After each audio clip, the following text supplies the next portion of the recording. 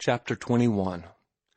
Came a beautiful fall day, warm and languid, palpitant with the hush of the changing season, a California Indian summer day, with hazy sun and wandering wisps of breeze that did not stir the slumber of the air, filmy purple mists that were not vapors but fabrics woven of color, hid the recesses of the hills. San Francisco lay like a blur of smoke under her heights. The intervening bay was a dull sheen of molten metal, whereon sailing craft lay motionless or drifted with the lazy tide. Far Tamalpais, barely seen in the silver haze, bulked hugely by the Golden Gate, the latter a pale gold pathway under the westering sun. Beyond, the Pacific, dim and vast, was raising on its skyline tumbled cloud masses that swept landward, giving warning of the first blustering breath of winter.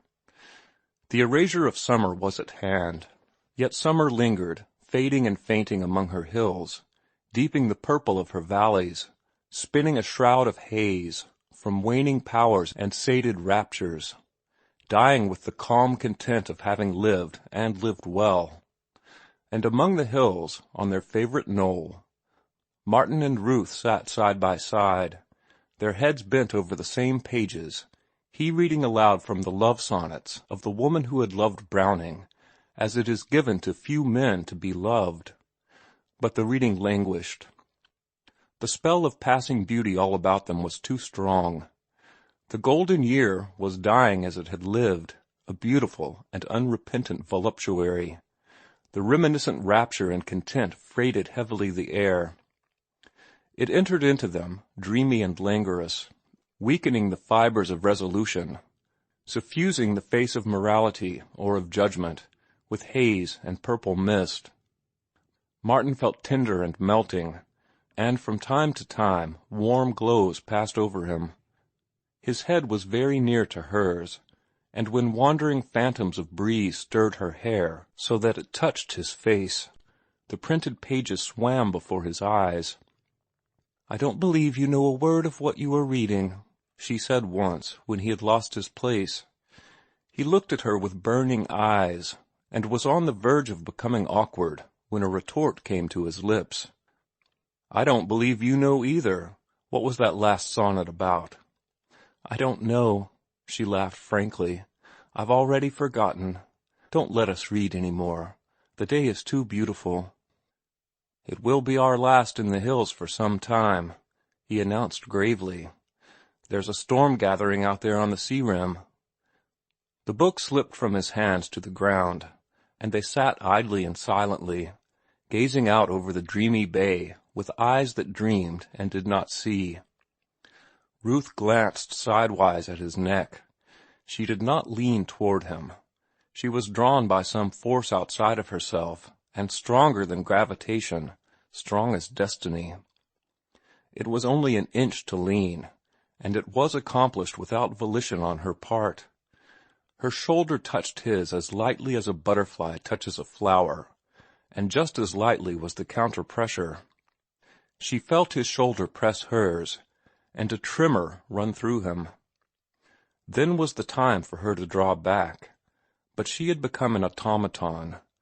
Her actions had passed beyond the control of her will.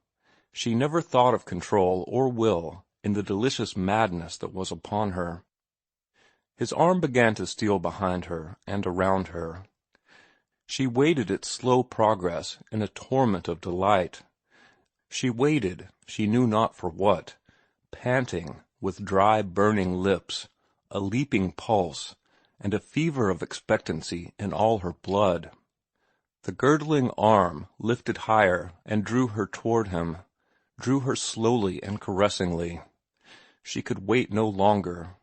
With a tired sigh, and with an impulsive movement all her own, unpremeditated, spasmodic, she rested her head upon his breast.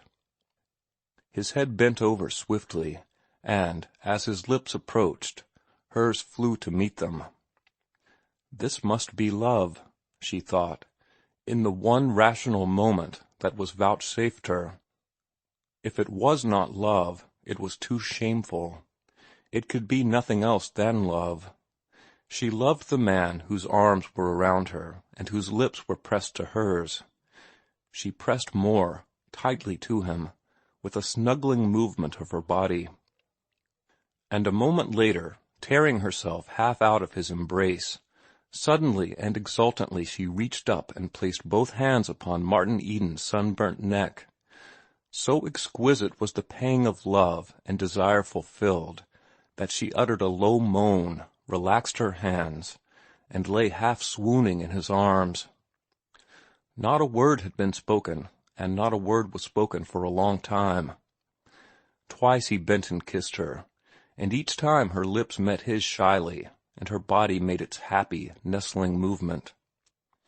She clung to him, unable to release herself, and he sat, half supporting her in his arms, as he gazed with unseeing eyes at the blur of the great city across the bay. For once there were no visions in his brain. Only colors and lights and glows pulsed there, warm as the day and warm as his love. He bent over her. She was speaking. "When did you love me?" she whispered. "From the first, the very first, the first moment I laid eye on you.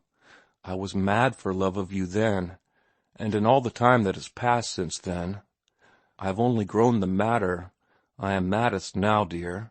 I am almost a lunatic. My head is so turned with joy." "I am glad I am a woman, Martin, dear," she said, after a long sigh. He crushed her in his arms again and again, and then he asked, "And you, when did you first know?" "Oh, I knew all the time, almost, from the first."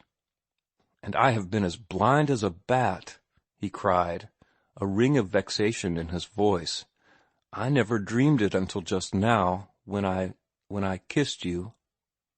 "I didn't mean that." She drew herself partly away and looked at him. "I meant I knew you loved almost from the first." "And you?" he demanded. "It came to me suddenly." She was speaking very slowly, her eyes warm and fluttery and melting, a soft flush on her cheeks that did not go away. "I never knew until just now, when you put your arms around me. And I never expected to marry you, Martin, not until just now." "How did you make me love you?" "I don't know," he laughed, "unless just by loving you, for I loved you hard enough to melt the heart of a stone, much less the heart of the living, breathing woman you are." "This is so different from what I thought love would be," she announced irrelevantly. "What did you think it would be like?" "I didn't think it would be like this." She was looking into his eyes at the moment, but her own dropped as she continued. "You see, I didn't know what this was like." He offered to draw her toward him again, but it was no more than a tentative muscular movement of the girdling arm, for he feared that he might be greedy. Then he felt her body yielding, and once again she was close in his arms, and lips were pressed on lips. "What will my people say?" she queried, with sudden apprehension, in one of the pauses. "I don't know. We can find out very easily any time we are so minded." "But if Mamma objects, I am sure I am afraid to tell her." "Let me tell her," he volunteered valiantly. "I think your mother does not like me, but I can win her around. A fellow who can win you can win anything, and if we don't—" "Yes?" "Why, we'll have each other. And there's no danger not winning your mother to our marriage. She loves you too well." "I should not like to break her heart," Ruth said pensively. He felt like assuring her that mothers' hearts were not so easily broken, but instead he said, "And love is the greatest thing in the world." "Do you know, Martin, you sometimes frighten me. I am frightened now, when I think of you and of what you have been. You must be very, very good to me. Remember, after all, that I am only a child. I never loved before." "Nor I. We are both children together, and we are fortunate above most, for we have found our first love in each other." "But that is impossible," she cried, withdrawing herself from his arms with a swift, passionate movement. "Impossible for you. You have been a sailor, and sailors, I have heard, are—" Her voice faltered and died away. "Are addicted to having a wife in every port?" he suggested. "Is that what you mean?" "Yes," she answered in a low voice. "But that is not love." He spoke authoritatively. "I have been in many ports, but I never knew a passing touch of love until I saw you that first night. Do you know, when I said good night and went away, I was almost arrested." "Arrested?" "Yes, the policeman thought I was drunk, and I was, too, with love for you." "But you said we were children, and I said it was impossible for you, and we have strayed away from the point." "I said I never loved anybody but you," he replied. "You are my first, my very first." "And yet you have been a sailor," she objected. "But that doesn't prevent me from loving you the first. And there have been women, other women. Oh!"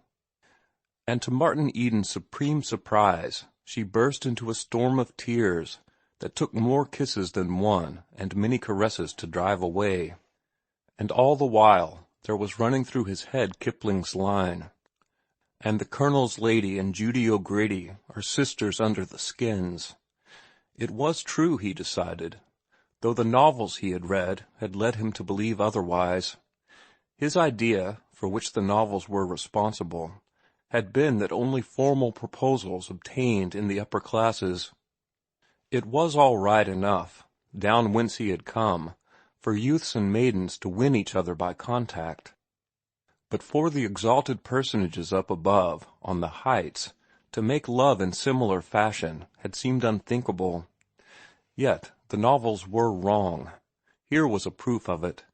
The same pressures and caresses, unaccompanied by speech, that were efficacious with the girls of the working class, were equally efficacious with the girls above the working class. They were all of the same flesh, after all, sisters under their skins, and he might have known as much himself had he remembered his Spencer. As he held Ruth in his arms and soothed her, he took great consolation in the thought that the Colonel's lady and Judy O'Grady were pretty much alike under their skins. It brought Ruth closer to him, made her possible. Her dear flesh was as anybody's flesh, as his flesh. There was no bar to their marriage. Class difference was the only difference, and class was extrinsic. It could be shaken off. A slave, he had read, had risen to the Roman purple. That being so, then he could rise to Ruth. Under her purity and saintliness and culture and ethereal beauty of soul, she was, in things fundamentally human, just like Lizzie Connolly, and all Lizzie Connollys. All that was possible of them was possible of her.